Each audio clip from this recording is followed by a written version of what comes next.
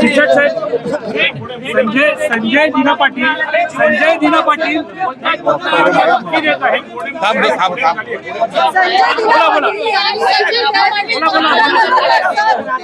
बोला सर. अरे बोलताय.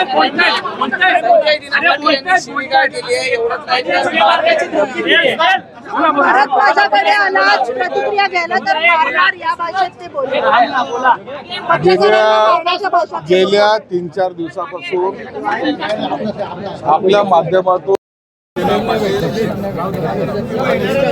अरे शिवाजी डोळ्यात दिसणार पाहिजे ना एलसीडी. कोणी बॉम्ब निवडून देण्याची धमकी देत आहे, कोणी स्टेन गन घेऊन फोटो काढून दाखवतोय. या अशा प्रकारच्या ज्या घटना आपल्या माध्यमातून आम्हाला पाहायला मिळतात, याचं समर्थन कोणीही करणार नाही. संजय दिना पाटलांना बद्दलचं जे अपशब्द संजय राऊतने वापरले होते, कदाचित भावनेच्या भरामध्ये संजय दिना पाटलांनी त्याचं ते प्रत्युत्तर देण्याचा प्रयत्न केला.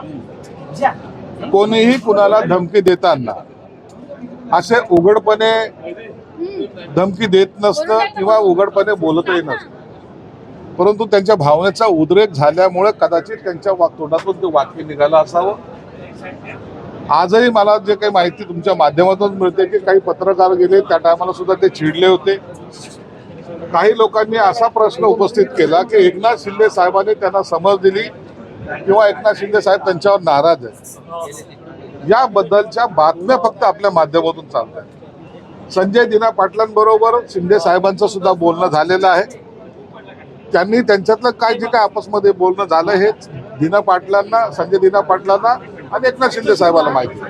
परंतु महाराष्ट्रामध्ये राजकारणाची जी काही उंची आहे, जे काही संस्कार आहेत, त्याच्या व्यतिरिक्त अशा पद्धतीचे जे काय वार झाल्यासारखं इकडची एक गँग आणि इकडची एक गँग असा जो काय प्रकार दिसायला येतोय, मला वाटतं हे चुकीचं आहे. याला कोणीही समर्थन करणार नाही.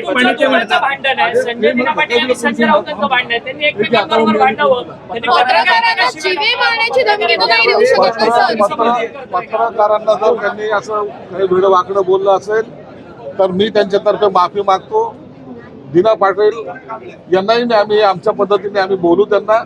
आणि या पुन्हा एकदा सांगतो, एखाद्या वेळेला फ्रस्ट्रेशन किंवा त्यांना जास्त राग आल्यामुळे त्यांनी बोललं असेल तर मी सर्व पत्रकाराची त्यांच्यातर्फे माझ्यातर्फे सुद्धा माफी मागतो.